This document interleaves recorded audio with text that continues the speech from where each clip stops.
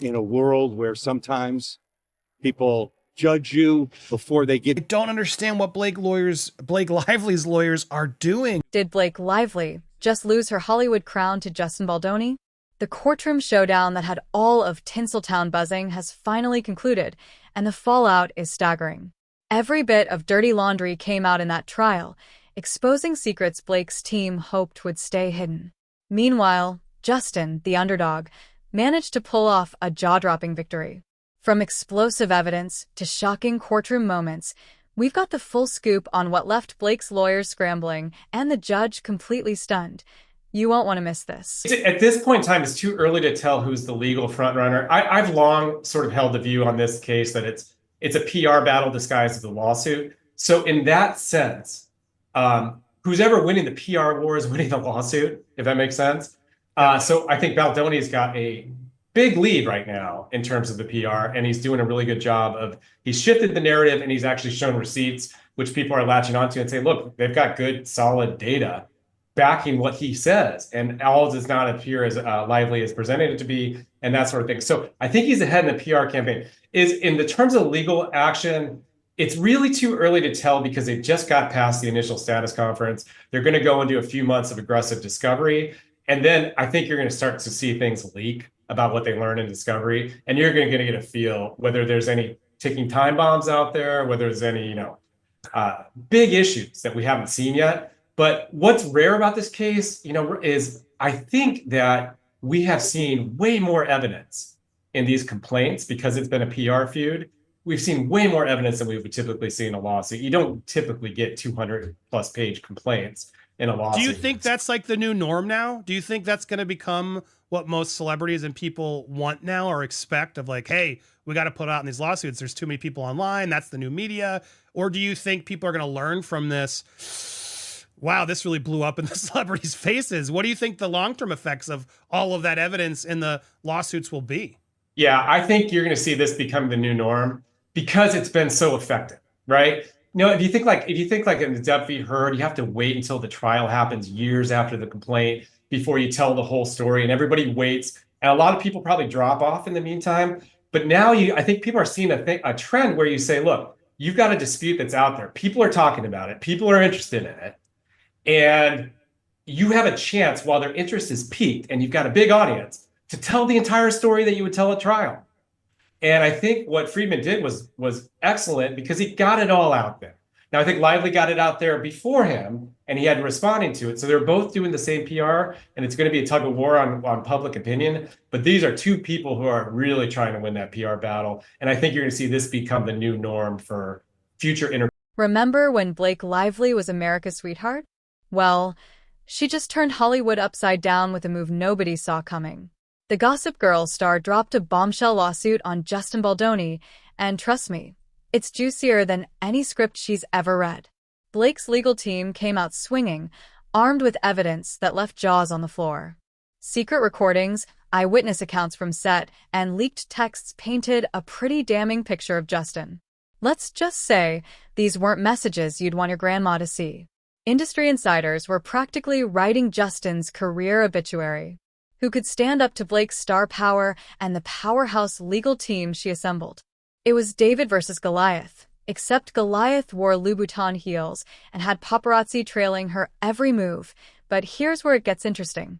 Justin's team wasn't rolling over. They kept hinting at a secret weapon, some ace up their sleeve that could turn the entire case on its head. Everyone assumed they were bluffing, but were they? As the trial kicked off, Blake strutted into the courtroom like it was the Met Gala. Designer outfits, perfect hair, the works. She looked confident, like she had this in the bag. Outside, the media circus was insane. Every day brought new sources spilling tea. One day a childhood friend, the next a former co-star, and the gossip mill was working overtime.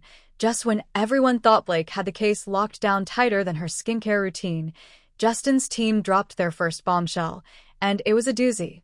Turns out, Blake wasn't just acting in the intimate scenes she later complained about. She was calling the shots, running the show, and making decisions left and right. She even stepped in as an unofficial intimacy coordinator, shaping exactly how these moments played out on set. The courtroom was stunned. You could hear a pin drop as Justin's lawyer laid out the evidence. Emails from Blake to the director detailing scene specifics, testimonies from crew members who witnessed her taking charge, and even a video of her laughing and high-fiving Justin after a scene she later claimed made her uncomfortable. It was like watching a plot twist in a movie, but it was real life. Blake's expression shifted from confident to confused to downright shocked. Her legal team scrambled, whispering furiously, trying to figure out how to spin this. Outside, the media went into overdrive. Headlines were rewritten on the spot. Social media exploded with hot takes and memes. Everyone was asking the same question. Was Blake's whole case about to unravel faster than a cheap sweater? And this was just day one of the trial. Justin's team had hinted at even more revelations to come. What else could they possibly have up their sleeves? How would Blake's team respond to this curveball? As the day wrapped up, the tension in the air was thick enough to cut with a knife. Blake left the courthouse looking shaken, a far cry from the confident star who strutted in that morning. Justin, on the other hand, had a slight smile on his face. It was clear, this battle was far from over. Every move, every revelation, every reaction was a chess game. Hollywood was watching, Twitter was exploding, and both sides knew that one misstep could change everything. The trial promised more twists, and the stakes couldn't be higher. Blake's carefully curated image, the media narrative she tried to control, and her legal strategy were all under the microscope. Meanwhile, Justin was quietly reshaping the story, showing the world a version of events nobody had expected. The courtroom had become a stage, and the audience, Hollywood, social media, and fans worldwide, was riveted. Every day of the trial seemed to add another layer of drama, another shocking detail. By the end of day one, it was clear. Blake Lively's star power and legal firepower might not be enough to withstand Justin Baldoni's counterattack. What looked like a slam-dunk case for Blake was turning into a real-life drama that no scriptwriter could have predicted. With secrets exposed, testimonies rolling in, and videos surfacing, the trial was evolving into a Hollywood spectacle, proof that when the cameras are off, the real story can be far messier than anything on the silver screen. And as the sun set over the courthouse, one thing was certain. This legal war was just beginning, and both Blake and Justin had more cards to play. The eyes of Tinseltown and the world were glued to every development.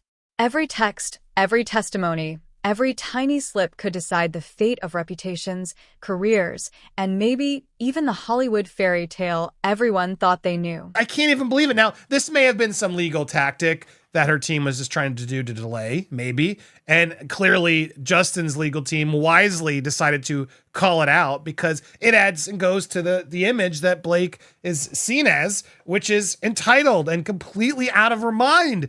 I just... The audacity and the entitlement of thinking that you can choose we're not going to be deposed by him. Now, if there was some personal history or something, I mean, he'd be thrown from the case. He wouldn't be on that. There'd be, conflicts of interest, whatever. If there was a justified reason, but because he said mean things, he's the lawyer defending the guy that you've made mean comments about as well. You're both saying mean things. You're all saying mean things, mean allegations. They're denying all your allegations. They're doing a pretty good job at making your allegations seem incredibly questionable, if not false. And I don't see how she has any right to do this. And a lot of the tradespeople out there just kind of shocked by this. What? That's not how this works. It's not how this works. So I'll be fascinated to see how this plays out. And it's just shocking to see Blake, yet again, think that she gets to do this her way. She's in control of how this is all going to go down. And just when everyone thought the trial couldn't get any more intense, Justin's team pulled out their secret weapon, and it was a doozy. The defense called a surprise witness, and the courtroom fell so silent you could hear a pin drop. Who was this mystery person ready to shake things up? In walked Sarah Thompson, Blake's former personal assistant of 3 years. Jaws hit the floor. This wasn't just any testimony. Sarah knew all of Blake's secrets. As she took her seat, Blake's face turned ghostly pale. She knew what was coming, and it wasn't going to be pretty. Sarah wasted no time dropping bombshells. She painted a picture of Blake far removed from her squeaky clean public image. According to Sarah, Blake was a master manipulator behind the scenes, always plotting her next move in the Hollywood game. She would often brag about twisting any situation to her advantage. With her voice steady and clear, Sarah explained, "Image is everything in this town, and I'll do whatever it takes to stay on top." The courtroom hung on her every word. Things got even juicier when Sarah revealed that Blake had been planning this lawsuit for months, long before the alleged incident even happened. Why? Blake was concerned about her career trajectory and believed a high-profile court case would catapult her back into the spotlight. "Sometimes you have to create your own drama to stay relevant," Sarah testified, quoting Blake directly. Hushed whispers rippled through the courtroom. Was this really happening? Sarah didn't stop at words. She had proof. She presented a series of text messages between herself and Blake, corroborating her claims. In one particularly damning exchange, Blake wrote, "Got to start laying the groundwork for the JB thing. Start dropping hints to the crew about him being handsy. We need witnesses." As the messages were read aloud, Blake's face went through a whirlwind of emotions: shock, anger, and finally, panic. Her legal team scribbled furiously, whispering among themselves, trying to figure out damage control. The hits just kept coming.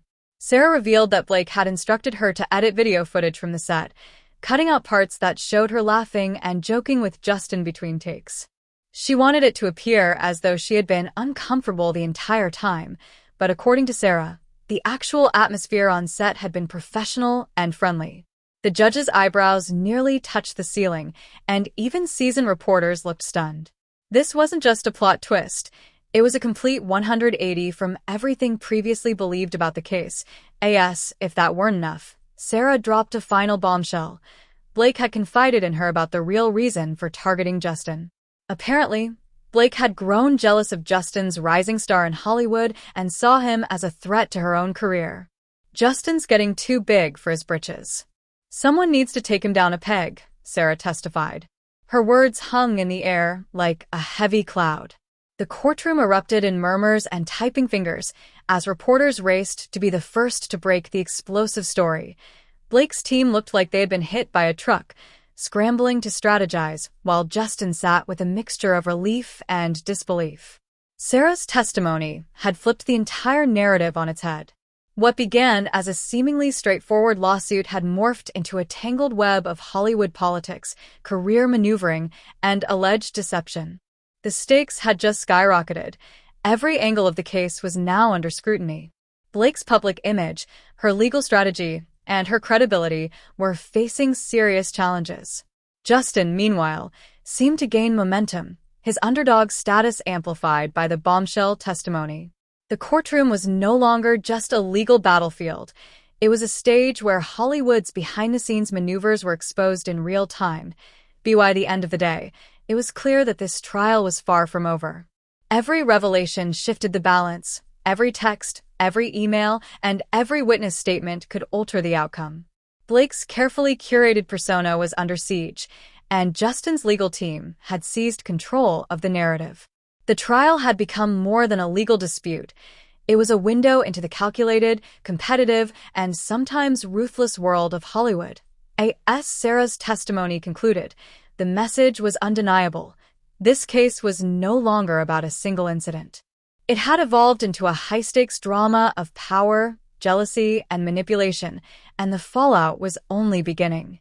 The courtroom had become the epicenter of a saga that Hollywood and the world would be talking about for years. Yet another misstep in what has been some of the worst PR missteps I've seen yet. I really do think she thought she was going to come out in control, take over the narrative. Everyone was going to celebrate her, and it's just gone exactly the opposite way. Anybody I've spoken to in the industry who seemingly has, info on it acts like they don't, and they just play like, I don't want to get involved. And I see it as one thing. They don't really want to side with either team, is the vibe I get from a lot of people. But specifically, they don't want to be seen actually admitting that Blake and Ryan look bad because they're powerful in the industry still. Even still, it is just wild to see how quiet Hollywood is on this issue in speaking out. And to me, it sums up Hollywood, I think, is very much all looking at Ryan and Blake with a massive eye roll of why did you do this? What are you doing, girl? This is not, and I'm sure there's people in her circle and sphere that are, oh, yes, privately. They're lifting them up and giving them the ego trip that they want. But as my shirt says, this was a horrible. Just when everyone thought this Hollywood drama had reached its peak, Justin Baldoni's legal team hinted at one final, earth-shattering revelation. As closing arguments approached, the courtroom was a powder keg of tension. Every seat was filled with reporters and spectators packed in like sardines. The anticipation was palpable, crackling through the air. On one side, Blake Lively's team whispered nervously among themselves. On the other, Justin's lawyers radiated quiet confidence, as if they knew something nobody else did. When the judge called the court to order, Justin's lead attorney stood, gripping a manila folder like it contained the secrets of the universe. He spoke about integrity in Hollywood, warning that things aren't always what they seem, and sometimes the truth is stranger than fiction. Blake's lawyers leapt to their feet with objections flying, but the judge, intrigued by this unexpected turn, allowed the attorney to continue. The courtroom collectively held its breath, wondering what could possibly top the twist so far. Then, in a move that left everyone stunned, Justin Baldoni himself asked for permission to address the court directly. Highly unusual, but the judge granted it given the spectacle the trial had become. Justin stepped forward, his face resolute, his voice calm and steady. "Your Honor," he began, "I want to talk about why we're really here today. This isn't just about defending myself against false accusations. It's about changing an industry that desperately needs it." The courtroom fell silent. You could have heard a pin drop. Justin described his experiences in Hollywood. The pressure, the lack of transparency, the way people could be chewed up and discarded by the system. Then, with eyes scanning the room, he said, "We can do better. We have to do better. That's why I'm here, not just to clear my name, but to announce something I hope will make a real difference." And then he dropped the bombshell. He revealed that he would use the entire experience, the lawsuit, the media frenzy, as a launchpad for a new production company. But this wasn't any ordinary company. Justin promised a revolutionary approach to filmmaking, full transparency, strict protocols for intimate scenes, and a commitment to creating a safe, respectful environment for everyone on set. The courtroom erupted in whispers and gasps. This was unprecedented, a Hollywood star using a scandal not to hide, but to create positive change. It was a plot twist no one saw coming. Justin outlined concrete plans.